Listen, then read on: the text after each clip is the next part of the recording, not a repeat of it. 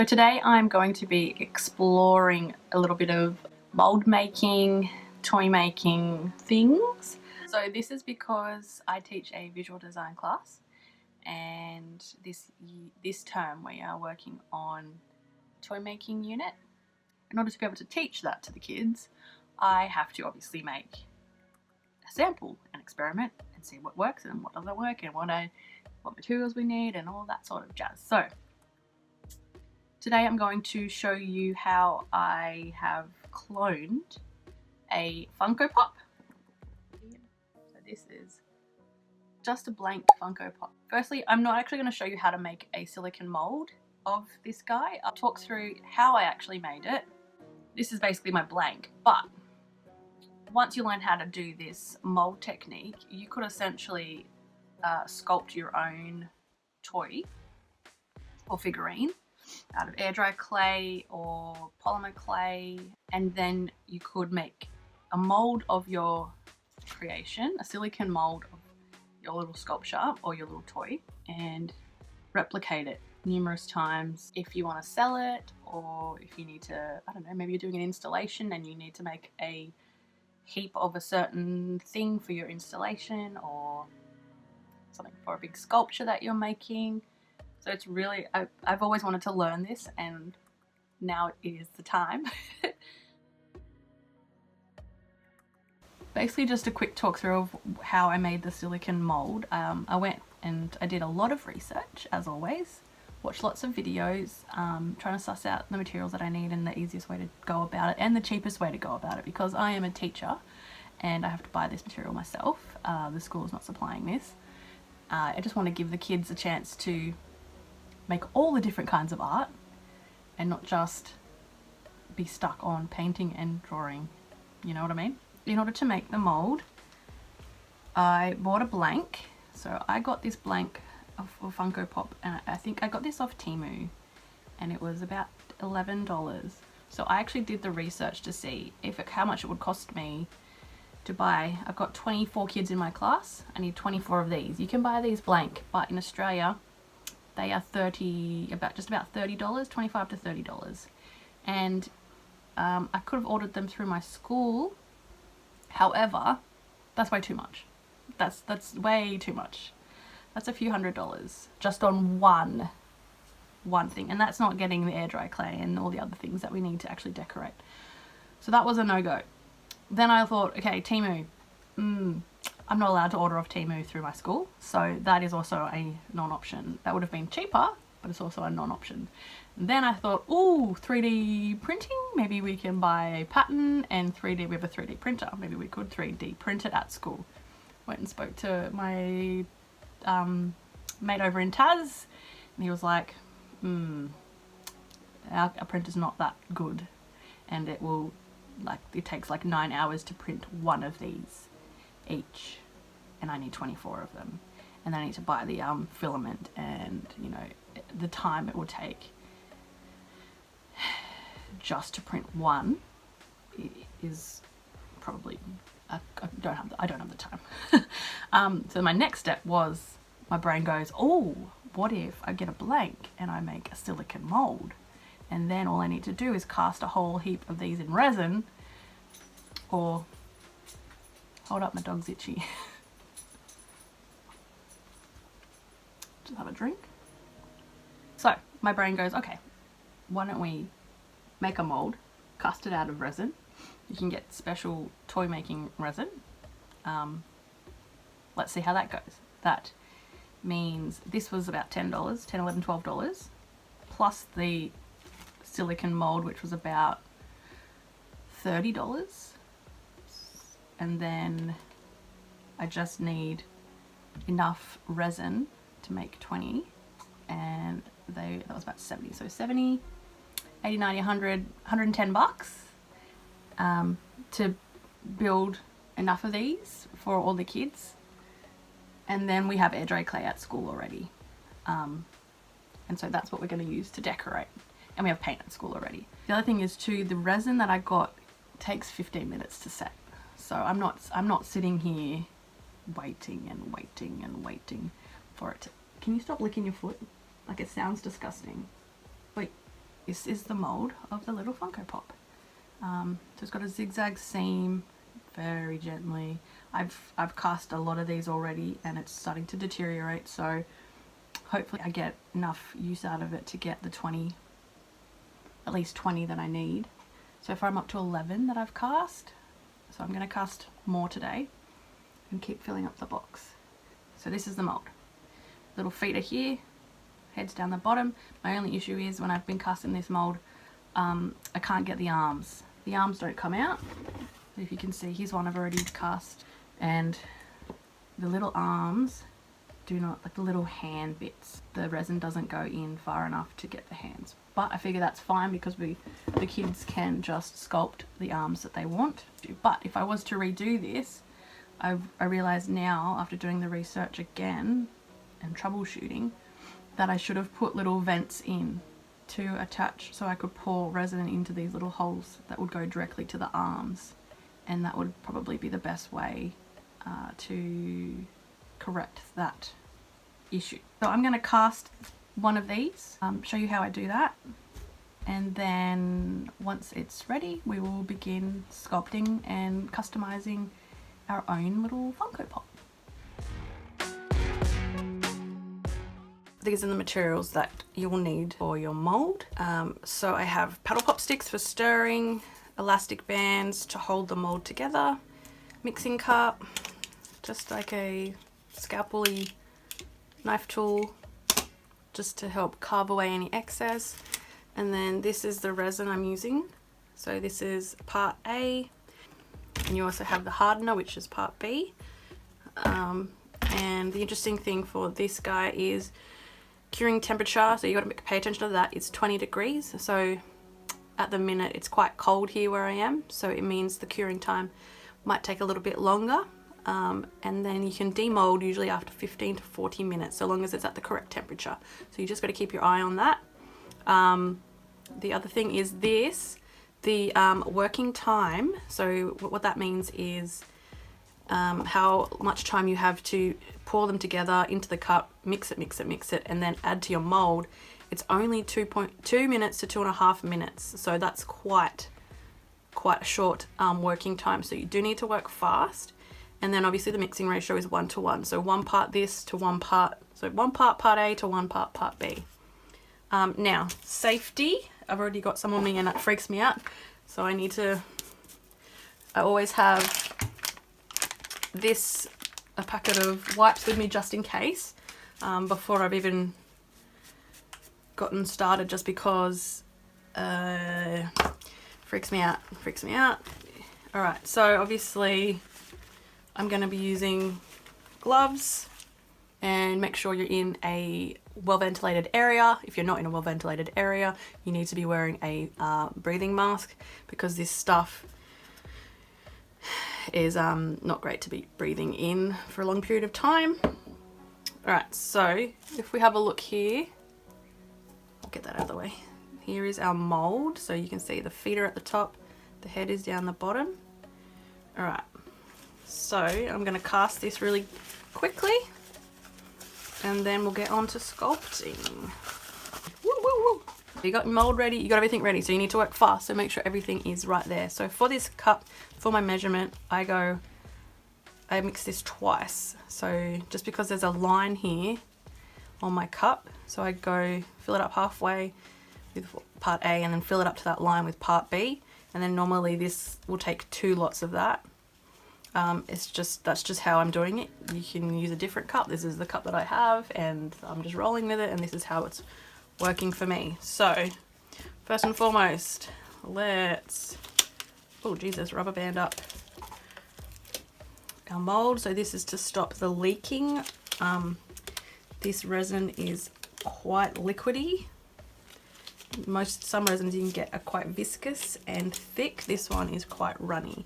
So we're making sure the mold is nice and tight so that the resin cannot seep out of the lines here. Yeah, you don't want your mold to warp, so just try and keep your elastic band's nice and even. Alright, so set that aside. I'm going to move this. I've got a bit of plastic down on my table just in case, just to catch any random spills. You can see I've already gotten it everywhere, and I will work out one day how to get that off. But once it sets quite hard. Alright, so cup. Get part A.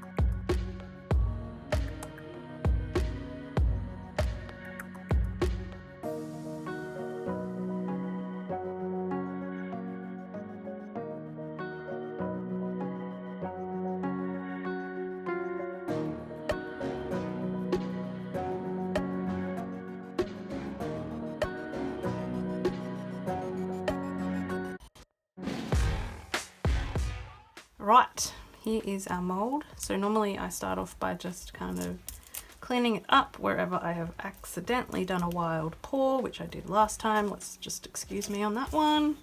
It's a bit embarrassing, everyone was watching, you know, that's how it always is, isn't it? Alright, so once you've done that, you just kind of very gently separate him out. Separate him. And then dislodge it here. Remove your rubber bands. And it's this funny thing too, because it actually heats up. If you feel it, it's warm. It's so strange. And we just very gently crack at your seam. Alright. And very carefully remove it.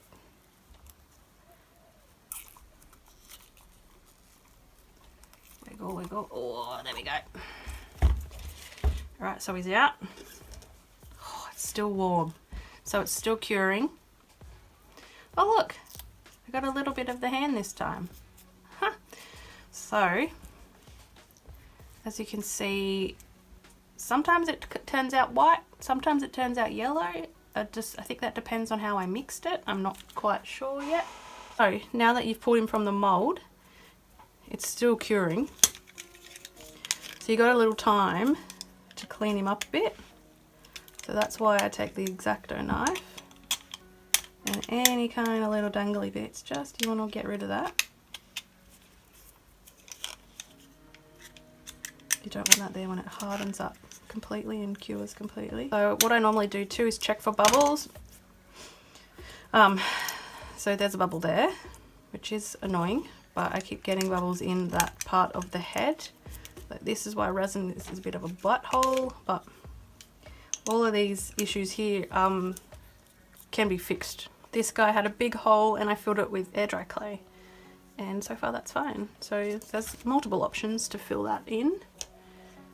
Alright, so once you've cleaned up your little piece, you set him aside to cure. Oh my god, my voice. A little bit longer.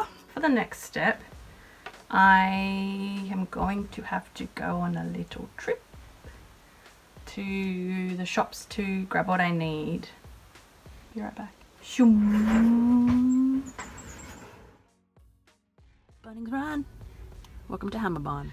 Alright, so back from the old Bunnoise. So what I got was this. So this is a plastic primer. So because this resin that I've used is polyurethane, in my brain that's a plastic. So I got plastic spray paint. So I wanted to prime it so it was ready for air dry clay to attach. And unfortunately, when air dry clay dries, the water evaporates and the clay shrinks. Ideally, in the classroom setting, I don't want the kids to be sculpting their pieces and then having bits crack off, because that's just gonna be a nightmare. But alternatively, knowing that that will happen, they might have to sculpt their things separately, being aware, and then we might have to glue them on. So that's what I've been doing. So I also went and grabbed some super glue. If anything does fall off, we just super glue it back on before we start to paint. But yeah, this is why we experiment, this is why we play, this is why we troubleshoot, just to see what could go wrong in the classroom and how to fix that. Because when you're doing that with 24 kids, there's a lot of, "Miss, clay is not sticking, miss. Oh, I don't want to do this anymore, it's too hard." It's like my teenage voice. I also grabbed some more air dry clay. Now that we've demolded our little Funko Pop, it's time to jump over to priming it ready for sculpting and painting. Oh, well, sculpting first, because painting will take a while longer.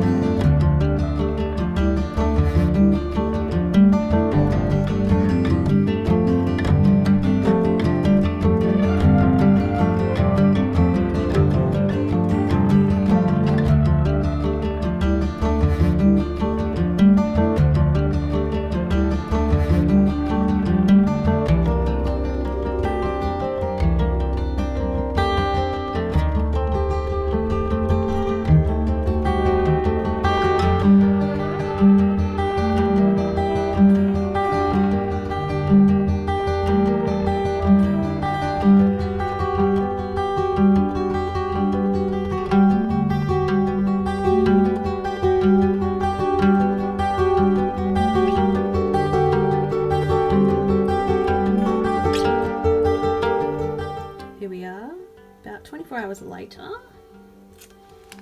Still have some cracking. Let's get in. Just have a little looky and see. Not too bad though.